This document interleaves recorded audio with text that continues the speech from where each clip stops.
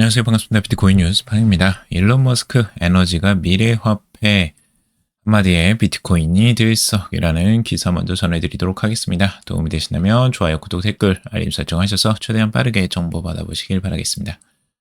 테슬라 최고 경자인 일론 머스크가 미래의 화폐는 에너지라는 파격적인 비전을 제시하자 이것이 곧 비트코인을 의미한다라는 해석이 나오면서 시장에 이목이 쏠리고 있습니다. 일론 머스크는 이 문샷 팟캐스트에 출연해서 이 진행자 피터 디아만디스에게 미래의 유일한 실제 화폐는 에너지 혹은 어떤 종류의 작업으로 전환되는 전력량이 될 것이다 라고 밝히고 있습니다. 해당 발언은 화폐의 가치가 단순한 이 금융 수치가 아니라 노동과 에너지 생산량에 기반해야 한다라는 그의 철학을 반영했다라고 보고 있는데, 이게 무슨 얘기냐면 과거에도 이제 여러 번 일론 머스크가 이제 비트코인에 대해서 우호적인 제스처를 많이 취했고 그런 언급들이 나왔었는데요. 근본적으로 보면 이 화폐가 결국에는 이제 사라질 것이다라고 일론 머스크는 이야기를 하고 있어요. 이제 AI나 로봇에 의해서 이제 그 인플레이션이 이제 거의 사라지고 거의 사람들이 원하는 모든 물건들을 거의 공짜에 가깝게 얻을 것으로 예상을 하기도 하고 있습니다. 굉장히 이제 꿈 같은 일인데, 그렇게 되면 이제 에너지가 이제 중요한 자원이기 때문에 이 자원을 화폐적인 의미로 이제 사용할 수 있을 것이다라고 이야기를 하고 있어요. 그래서 어떻게 이제 에너지가 화폐가 되느냐, 요걸 이제 중요하게 보고 있는데, 그러니까 에너지를 직접적으로 뭐 주고받고 뭐 이렇게 뭐 배터리에다 넣어가지고 이렇게 하면 굉장히 이제 비효율적이겠죠. 근데 그런 부분보다는 지금 이걸 간접적으로 에너지를 저장하고 있는 형태가 이제 비트코인이다라고 이야기를 하는 거예요. 실제로 지금 여기에서는 일론 머스크가 비트코인, 이 방송에서 팟캐스트에 출연해서는 비트코인을 직접적으로 언급하진 않았지만, 이제 암호화폐 커뮤니티에서 이제 그 머스크의 과거 발언들이 다시 한번 재조명되고 있어요. 지난 11월 말에 팟캐스트 출연했을 때 에너지가 진정한 화폐이며 비트코인은 이에 기반하고 있다라고 직접적으로 언급을 한 바가 있다고 합니다. 당시 그는 에너지는 법으로 규제할 수 없는 영역이다라고 하면서 진정한 에너지는 인위적으로 통제하기 어렵다는 견해를 피력하면서 비트코인의 탈중화 특성을 우회적으로 지지를 한 거죠. 비트코인은 자체적으로 우리가 뭐 실체가 없다, 아니면 뭐 가치가 없다, 이렇게 이제 그 비난을 하는 사람들이 많은데, 그 원리를 제대로 이해하지 못하고 있기 때문에 그런 경우거든요. 실제적으로 비트코인은 이제 포우 방식이라고 해서 작업 증명 방식을 취하고 있습니다. 작업 증명 방식이라는 게 결국에는 이제 채굴을 해야 돼요. 전기를 통해서 그 암호를 풀어나가는 그 과정들이 필요한 거고, 그래야지 이 비트코인을 얻을 수가 있는데, 자, 그렇게 되면은 이제 그 투입된 에너지 양들이 있잖아요. 결국에는 전기를 그만큼 사용을 했고, 채굴자들은 그만큼 돈을 들여서 이 비트코인을 가지게 된 겁니다. 그러면 그 비트코인 안에는 그 에너지 이 소모에 대한 이 대가로 얻은 것이기 때문에 비트코인은 그 가치를 어느 정도 보유하고 있다라고 해석을 하는 거예요. 생각을 해보세요. 이제 채굴자들이 전기를 뭐 내가 100만 원, 1000만 원을 들여가지고 비트코인 한 개를 가졌어요. 그러면 1000만 원을 들였다면 그것들을 그 1000만 원의 가치 이상을 받아야 될 거 아니에요. 근데 그것들이 기본 가치가 되는 거죠. 그러니까 여기에서는 에너지가 이제 응축된 어떤 가치가 창출이 되는 거고, 이 에너지를 이제 계속 이 비트코인에 축적해서 거래를 하고 있는 거예요, 우리는.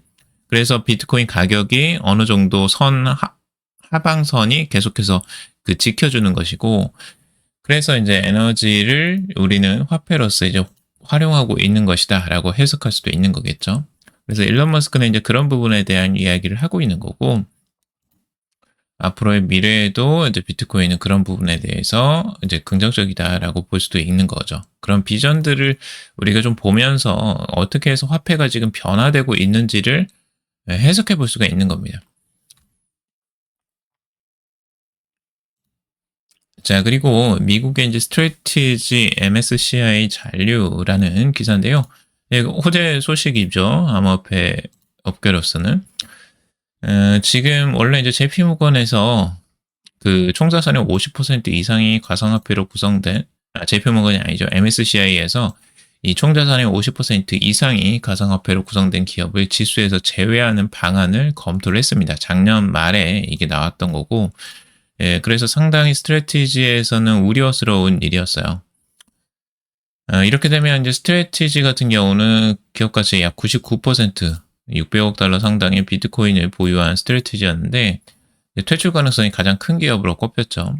근데 이로 인해서 이제 MSCI에서 퇴출됐을 때 그만큼 투자금이 빠져나가게 되잖아요. 이 부분에 대해서 우려가 컸었고, 하지만 이걸 번복을 했습니다. 다시 이제 MSCI에서 모건스탠리 캐피털 인터내셔널에서 가상화폐 보유 비중이 높은 디지털 자산 트레저리 기업을 계속 지수에 편입하기로 결정했다라고 이야기를 하고 있어요. 아무래도 여론이 이제 좋지도 않았고 이런 부분에 대한 부분을 어느 정도 수용한 게 아닐까라고 생각이 듭니다. 당초 지수에서 배제할 계획이었지만 가상화폐를 단순한 투자 대상이 아니라 기업의 핵심 전략 자산으로 인정해달라는 시장의 요구를 반영한 결과다라고 이야기를 하고 있죠. 시장에서 이제 강력하게 어필을 하고 있기 때문에 MSCI에도 그것들을 무시할 수는 없었던 것 같아요.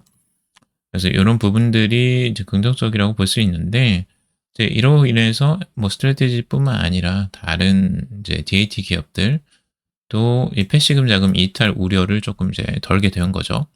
이런 부분이 긍정적이라고 볼 수가 있고, 그러면 이제 비트코인을 내다 팔지 않아도 되고, 시장에서는 이런 이제 비트코인 트레저리 기업들의 매도세가 조금 줄어드는 효과들이 나오면서 비트코인에는 또 우호적인 결과 아니냐라고 해석을 하고 있습니다. 하지만 이게 이제 완전히 끝난 건 아니고 완전히 해소된 문제는 아닙니다. 불확실성은 아직까지 남아있고 이 재검토를 하겠다라는 거예요. 결국에는 이 디지털 자산 기업 전반에 대한 재검토를 예고하고 있습니다. 그래서 이 부분에 대한 또 다른 아마 충격을 줄 가능성들도 열려있기 때문에 이런 부분은 계속 체크를 해봐야 될 것 같습니다. 블랙록 비켜라 비트코인 ETF 머니게임 모건스탠리도 참전이라는 기사입니다. 이거 한번 전해드렸었는데 지금 이 모건스탠리에서 드디어 비트코인과 소라나 ETF 출시를 신청을 했습니다. 경쟁에 이제 뛰어든 거고요. 지금 모건스탠리 비트코인 트러스트는 레버리지나 파생 상품을 사용하지 않고 비트코인 현물 가격을 조정하도록 설계된 수동적 투자 수단이다라고 이야기를 하고 있습니다. 파생 상품을 사용하는 게 아니라 이제 직접적으로 현물 가격을 추종하는 ETF라고 보시면 되고, 이번 움직임으로 모건스탠리는 블랙록, 피델리티 등 기존 월가 대형 플레이어와 어깨를 나란히 하게 되었다라고 하고 있습니다. 이미 블랙록이 이제 IBIT를 출시하면서 비트코인 ETF를 출시하면서 엄청난 인기를 끌었고 수익도 많이 얻었어요. 실제적으로 뭐 비트코인 가격과는 무관하게 수수료를 받고 있기 때문에 블랙록은 뭐 계속 수익을 얻고 있는 거죠. 피델리티도 똑같이 지금 2위 자리를 유지하고 있고, 근데 이제 모건스탠리가 여기에 참전을 하면서 또 시장의 판도가 또 바뀔 것으로 보여집니다. 모건스탠리의 이런 결정은 발주나스 같은 경우는 매우 영리한 전략이다라고 이야기를 하고 있습니다. 모건스탠리가 약 8조 달러에 달하는 자문 자산을 보유하고 있기 때문에 이미 소속 자문가들에게 비트코인 ETF 할당을 승인한 상태이므로 타사 펀드에 수수료를 지불하는 대신 이 자사 브랜드 펀드를 운영하는 것이 훨씬 효율적이다라는 거죠. 결국엔 자신들이 다른 비트코인 ETF에 투자를 권유해서 돈이 빠져나가는 것보다 자기들이 비트코인 ETF를 가지고 있는 게 훨씬 더 수익률에서 좋겠죠. 그래서 당연히 이런 월가에서도 이런 부분들을 알고 투자를 하고 있는 거고요. 어마어마한 자산입니다. 8조 달러예요. 그러니까 이 자산 자체가 수준이 다르죠. 그래서 이 어마어마한 자금들이 실질적으로 이제 비트코인 ETF 쪽으로 직접적으로 들어올 가능성들, 그리고 지금 비트코인 ETF로 자금 유입이 계속해서 되고는 있습니다. 최근에 들어서 비트코인 ETF로 자금 유입이 계속해서 이루어지고 있고, 보시면 전체적으로 지금 이 월별로 보면 장기적으로 지금 11월, 12월에 마이너스로 갔다가 다시 플러스로 지금 돌아서는 흐름들이 살짝 나오고 있습니다. 그래서 이런 전환들을 이제 중요하게 바라보고 있고, 이렇게 전환들이 나왔을 때 이제 비트코인이 다시 한번 힘을 발휘하는 경우들이 있었기 때문에 이걸 중요하게 전환점으로 보고 있고요. 최근에도 이제 며칠 사이 30일 사이에도 보더라도 보시면 이제 최근에 며칠간 계속해서 순유입이 크게 들어왔던 것을 볼 수가 있습니다. 8일, 6일에는 살짝 이제 마이너스가 나왔는데, 비트코인 조정하고 같이 단기적인 조정하고 연계성이 좀 있는 것으로 보여집니다. 비트코인 95,000달러 벽에 주춤, 큰 손들은 폭풍 매수 중이라는 기사입니다.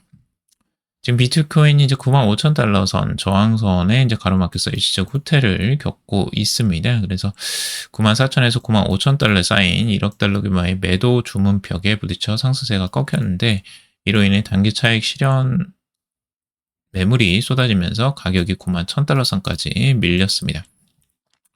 네, 이는 시장 구조에 따른 자연스러운 조정으로 해석을 하고 있습니다.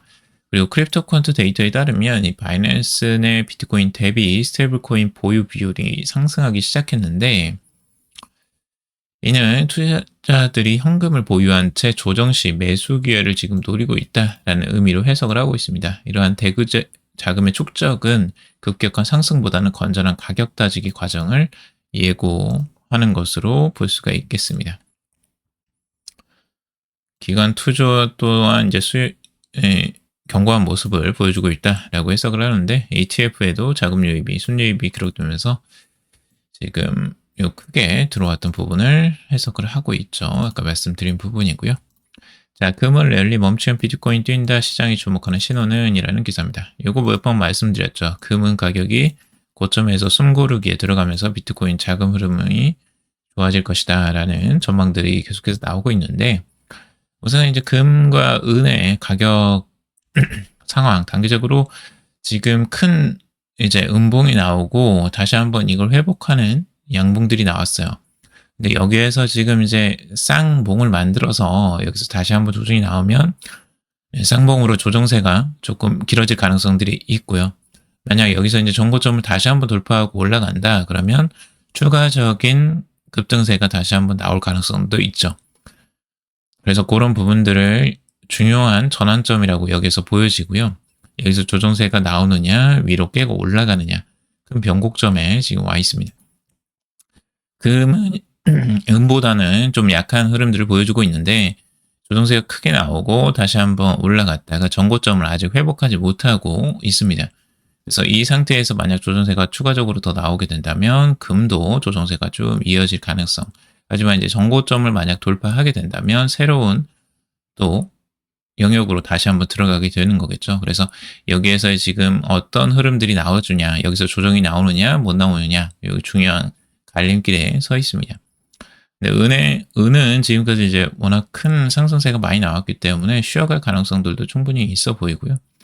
근데 이 추세는 아직까지 살아있기 때문에 이 추세가 깨지지 않는 한 다시 한번 또 고점으로 갈 가능성들도 열려 있다라고도 볼 수 있겠습니다. 아무튼 지금 이제 큰 변곡점에 지금 와 있고, 만약 여기서 이제 금과 은이 조정세가 계속 나와준다면 비트코인에는 긍정적인 흐름들이 나와줄 수도 있다라고 해석을 하고 있습니다. 자, 도널드 트럼프 베네수엘라 원유 28억 달러 확보라는 기사인데요. 결국에는 이제 자신의 명확한 목적을 여기서 이야기를 하고 있어요. 베네수엘라의 마두로 대통령을 이제 체포를 했는데, 결국에는 그 근본적인 이유가 여기서 나오고 있죠. 원유입니다, 원유. 결국엔 최대 5천만 배럴의 원유를 미국으로 이송받는다라고 이야기를 하고 있죠. 그래서 미국에서는 이제 원유를 값싸게 이제 들어오는 통로가 하나가 생긴 거고, 이렇게 되면 인플레이션을 잡는데 굉장히 큰 일조를 할 것입니다. 그러면 유동성을 푸는데 제한이 이제 완전히 풀리게 되는 거죠. 자, 그리고 중국도 유동성 공급을 추가적으로 하고 있습니다. 지금 비은행 금융기관에도 유동성 공급을 하겠다는 건데요. 그리고 이렇게 되면 중국에서도 자금을 풀게 되고 미국에서도 자금을 풀게 되면서 유동성이 이제 전 세계적으로 이제 풍부하게 풀리는 기조로 가게 됩니다. 이렇게 되면 이제 자산에 대한 자산 가격이 급등할 가능성들이 충분히 있다라고 볼 수가 있는 거고요. 전 세계적으로 이런 부분들을 좀 봐야 될 것 같습니다. 자, 그리고 고래들의 움직임. 지금 이제 갈색 고래들이 매도세를 계속 나오다가 최근에 그래도 조금 매수세로 살짝 돌아서는 움직임이 보여주고 있습니다. 보라색 고래도 지금 매도세가 일시적으로 나왔다가 지금 횡보세 정도를 보여주고 있고요. 근데 이제 작은 손들이 개인 투자자들이 지금은 최근에 매수세가 쭉 들어왔다가 지금 이제 상황들이 어떻게 진행될지 한번 지켜볼 만할 것 같아요. 고래들이 다시 한번 매수세로 이 갈색 고래가 쭉 올라와주고 만약 보라색 고래가 다시 올라와준다면 시장의 방향성 다시 한번 턴할 가능성들이 충분히 있고요. 어떤 방향성으로 가는지 계속해서 주목해 봐야 될 것 같습니다. 비트코인 흐름들 단기적으로 보면 명확하게 지금 94,000달러 선 저항선 맞고 지금 내려오는 부분을 볼 수가 있죠. 그래서 이 저항선을 이제 뚫느냐가 가장 큰 관점이라고 볼 수가 있고 여기에서 이제 이 94,000달러 선을 뚫는지를 명확하게 한번 보시기 바라겠습니다. 다시 한번 이 저항을 맞고 내려오더라도 그게 이제 큰 흐름들은 아직 나타나지는 않고 있습니다. 뭐 거래량이 크게 실리지도 않았고 그렇기 때문에 이걸 다시 한번 회복하면서 올라가느냐 아니냐가 이제 중요한 기로에 서여 있다라고 볼 수가 있고 지금 50일과 20일 이동평균선에 이제 골든크로스가 지금 살짝 나오려고 하고 있어요. 이런 전환점은 과거에 이제 바닥이었을 때 중요한 전환의 시작점이 될 수 있기 때문에 여기서도 지금 2025년 4월쯤에 다시 한번 회복을 하면서 골든크로스 나오면서 쭉 올라가고 있죠. 그래서 이런 흐름들이 나와준다면 시장에 긍정적이라고 볼 수가 있겠습니다. 그래서 골든크로스의 출현까지도 한번 염두에 두고 보시면 좋을 것 같습니다. 자, 오늘 여기까지 살펴봤습니다. 여러분들 도움이 되셨길 바라고요. 도움이 되셨다면 좋아요, 구독, 댓글, 알림 설정하셔서 최대한 빠르게 정보 받아보시기 바라겠습니다. 투자에 관련된 정보도 참고사항일 뿐이고 조언이 아닙니다. 투자하실 때 여러분들 스스로 꼭 판단하시고 결정하시기 바라겠습니다. 금미도 방송 들어주셔서 감사합니다.